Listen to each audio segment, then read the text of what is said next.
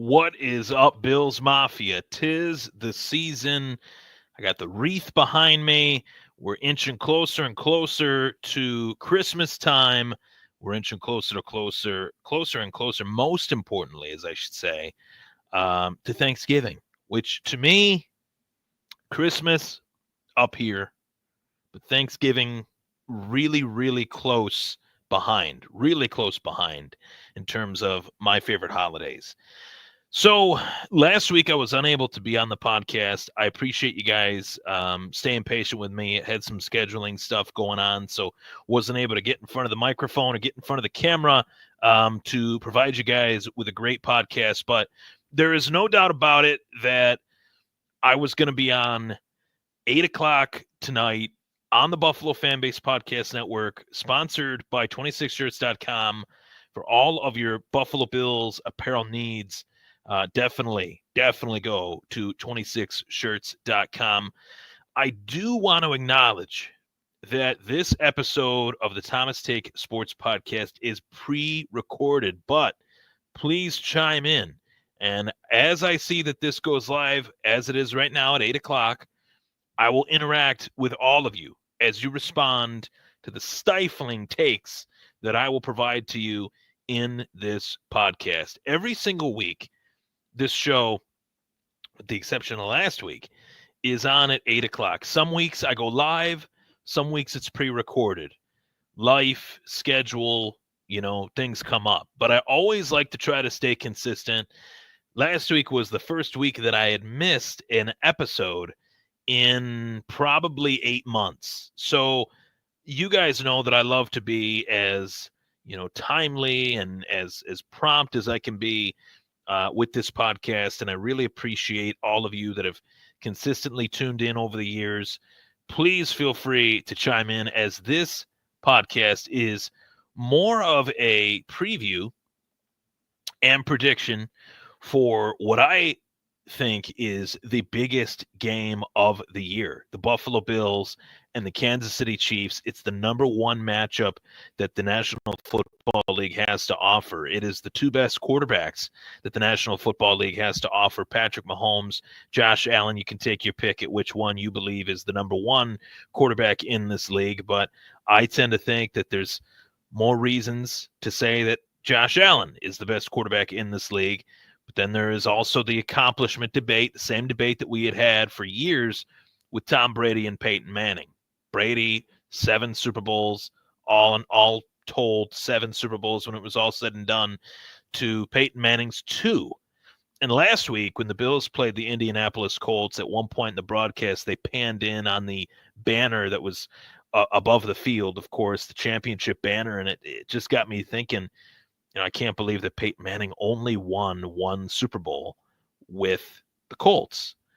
And then I correct myself and I say, you know what? 1 is better than 0, and that's the territory that Josh Allen wants to be in. He wants to have 1 rather than 0. So that's where this game is so important. But I do want to talk a little bit about the Bills beating the Indianapolis Colts by a score of 30-20. On the Sunday Sessions show with my guy, Scott Reed, I hopped on that show once again, and I gave a score prediction that was 30-20.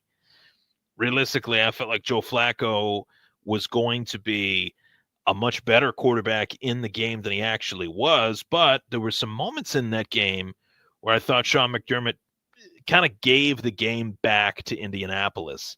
In particular, a 4th and 3 play where he decides to go for it, comes up short, gives the ball right back to Indianapolis, and you're at a point where you're saying, well, why give Indianapolis a chance to come back into this game?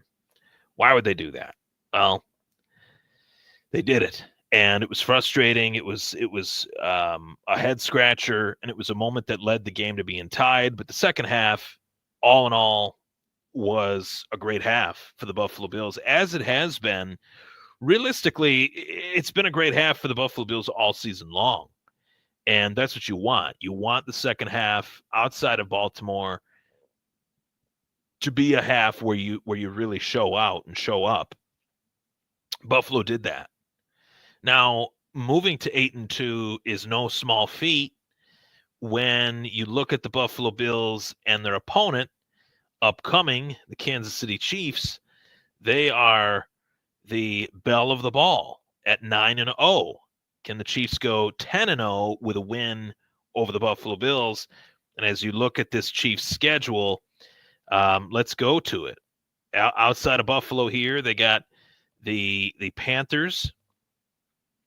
They have let's see here. They have the Panthers after the Bills. Then they have the Raiders. Then they have the Chargers, 2 divisional opponents, and the Browns, Texans, Steelers, and Broncos. Houston could give the Chiefs a little bit of a problem. They could, outside of Buffalo. But outside of that, Chargers possibly, Steelers possibly. Then you look at Denver. I mean, I'll go through this schedule here from week 1 on. Ravens and Chiefs, 27-20. Chiefs Bengals, 26-25. Chiefs Falcons, 22-17. Chiefs Chargers, 17-10.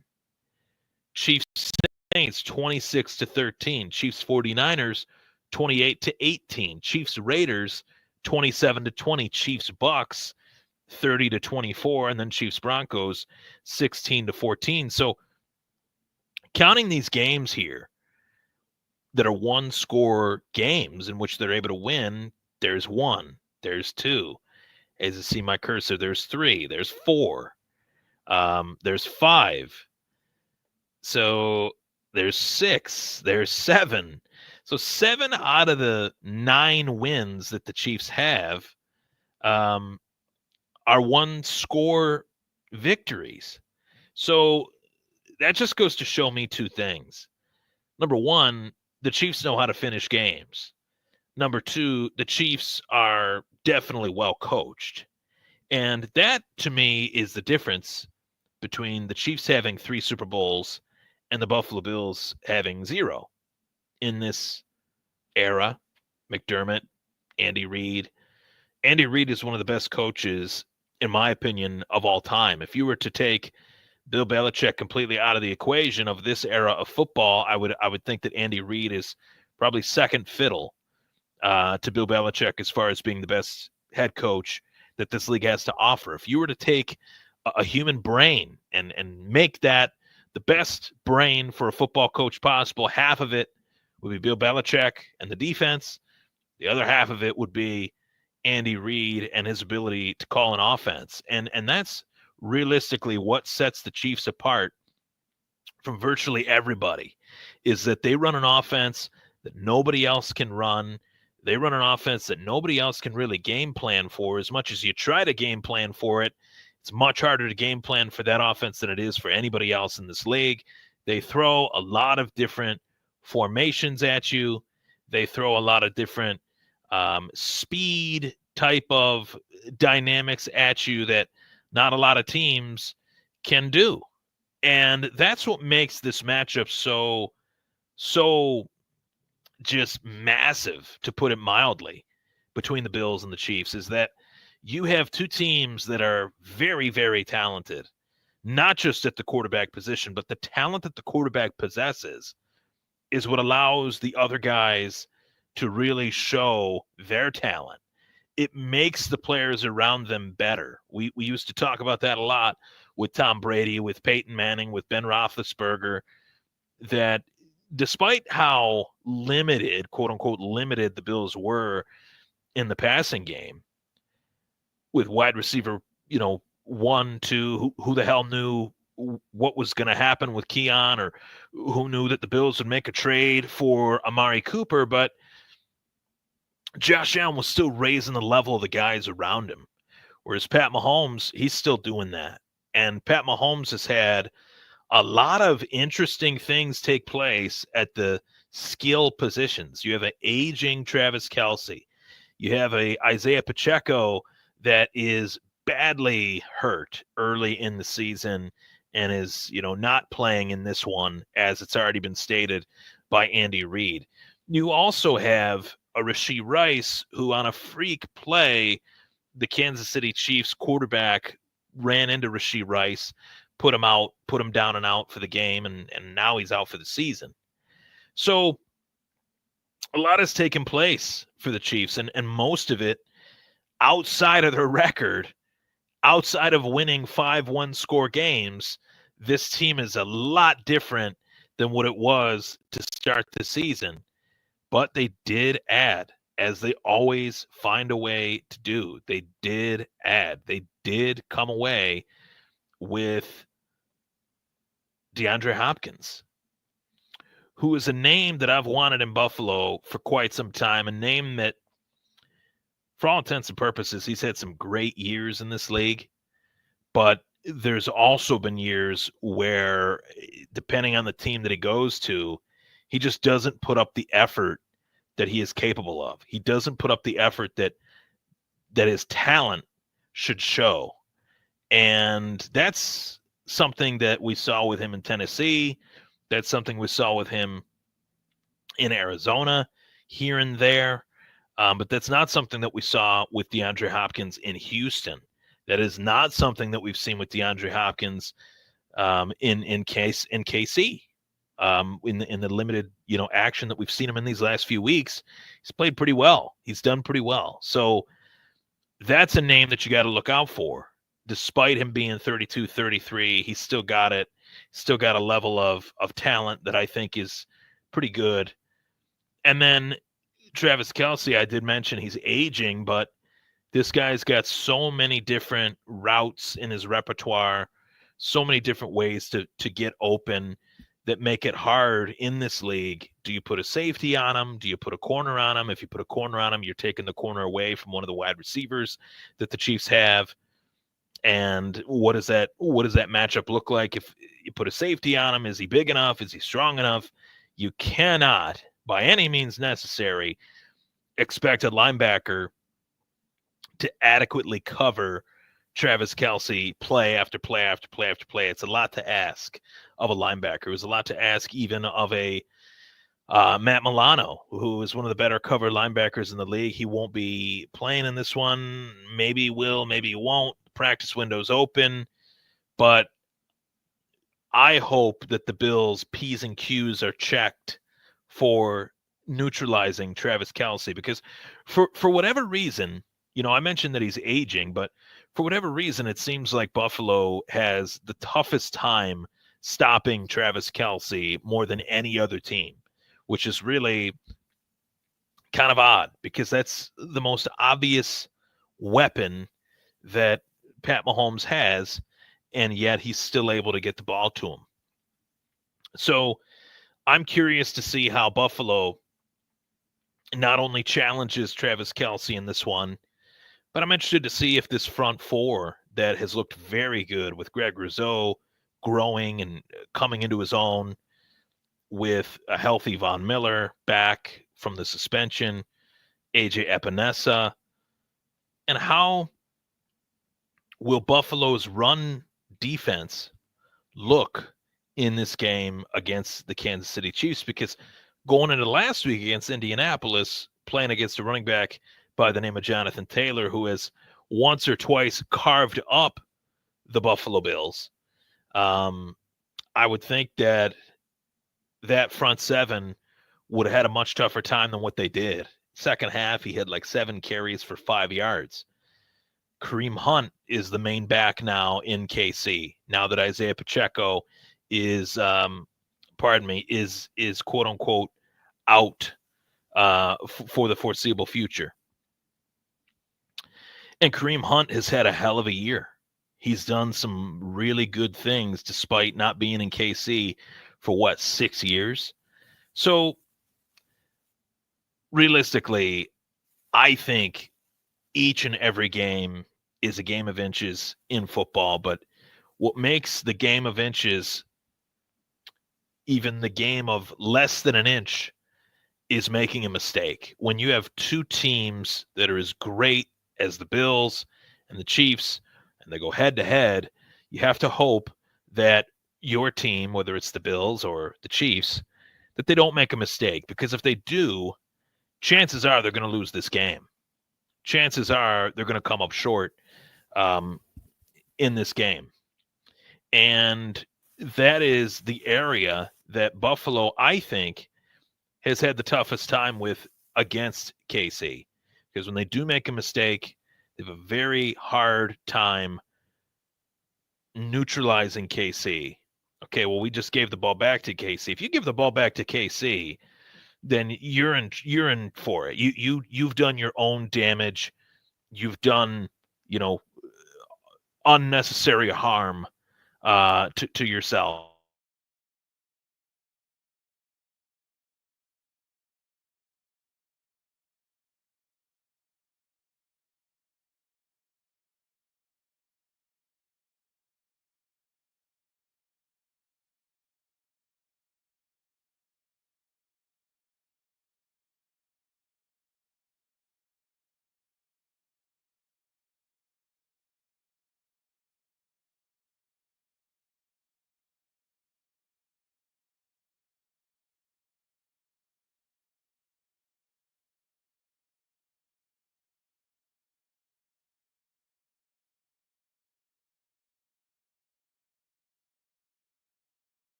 I apologize if there was a little glitch there, but what I was saying was if you allow KC to get back in the game, if you have a lead and you allow KC to get back in the game because you made a mistake, then really that could be the difference in this one.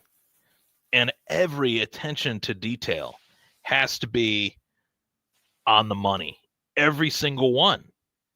Whether it's Tyler Bass making a kick, whether it's Dorian Williams making that extra effort on a tackle, which he is known to do, whether it's catching passes, James Cook, Curtis Samuel, all these guys that Josh Allen needs to rely on, that's what makes this game more than a game of inches. It's less than a game of inches. Less than an inch needs to be given up by the Buffalo Bills in this one if they want to pull this off. And I do think that regardless of narrative or positioning in terms of how people look at this game, it's all well-deserved. It's been earned by both the Chiefs and the Bills. Despite the Bills not beating them in the playoffs yet, the narrative that these are the two teams that everybody should tune into when they play, that these are the two quarterbacks that are the two best quarterbacks in the league, that these are two very different organizations, but they're both successful. That is true. All those things are true. Because the reason I acknowledge that is because I've seen over the years, and even as of recently, people say, "Oh, the Bills are just going to lay an egg to the Chiefs again in the playoffs. This game doesn't matter. The Bills always seem to find a way to beat this team. Bills always seem to find a way to beat the Chiefs in the regular season. They can't pull it off in the playoffs." Well, I tell you that matters, because if the Bills find a way to beat them in the regular season this year at 9-0, as the Chiefs are going to Orchard Park, New York, I might add, for this game, Bills are the first team to beat them, that would be big. That would be living rent-free in the head of Patrick Mahomes, for better or for worse. We would only find out in the playoffs, and that is where Pat Mahomes raises his level, just as Josh Allen has raised his level in matchups, especially against Patrick Mahomes. These guys understand the talent that they have. These guys understand that one of those guys is in their way, and they need to rise to the occasion to make their mark. And that's what makes this game such a thrilling game between two great quarterbacks, between two, I will say, well-coached, well-prepared teams. I just think Andy Reid is a level above Sean McDermott in terms of critical moments. That's where my criticism of Sean McDermott has always been. In critical moments, he sometimes overthinks it or he tries to do too much. And we can't have that in this game. But I tell you, I think the home atmosphere is massive. I think that the timing of this game could not be better for Buffalo in terms of the narrative. Everybody's saying that they're going to lose. Everybody's saying that the Chiefs are going to ride into Buffalo again and win just like they did in the playoffs. It was a really close game. Those of you that watched it know that Buffalo was a kick away from tying it. Who knows what would have happened after that? 13 seconds. I mean, this rivalry is a rivalry because no team in the AFC has gone toe-to-toe with the Chiefs the way that the Buffalo Bills have. Now, Cincinnati's been able to beat the Chiefs in the playoffs, I'm pretty sure. AFC Championship game a few years back, if my memory serves me right. But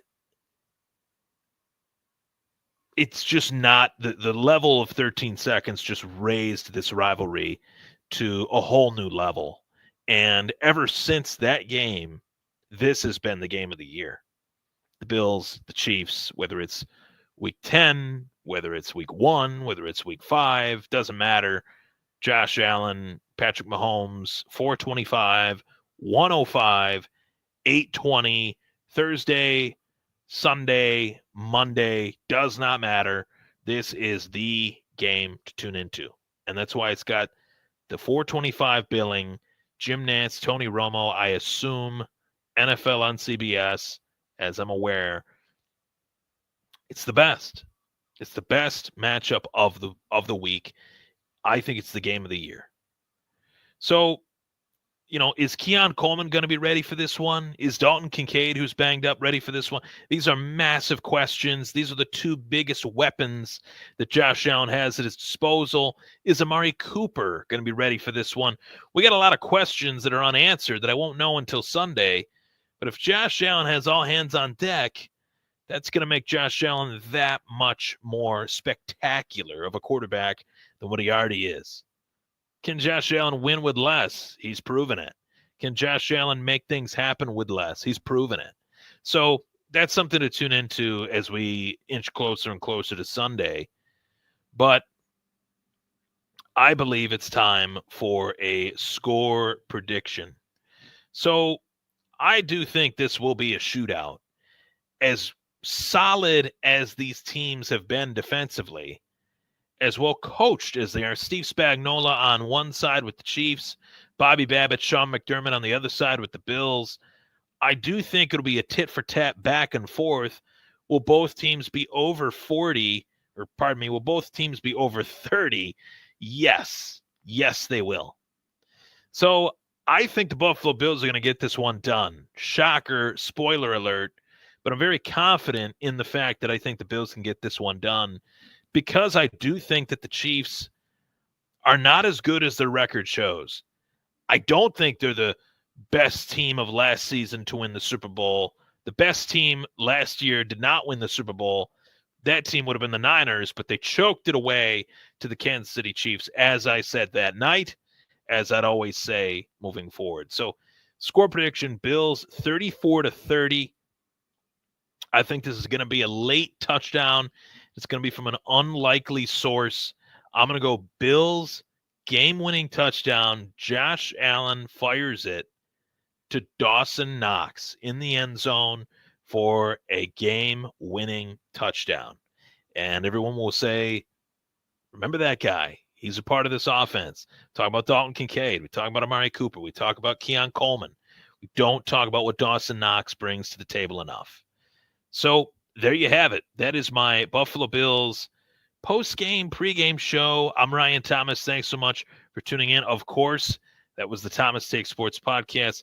I will be back next week, Wednesday, live at 8 o'clock to recap this one.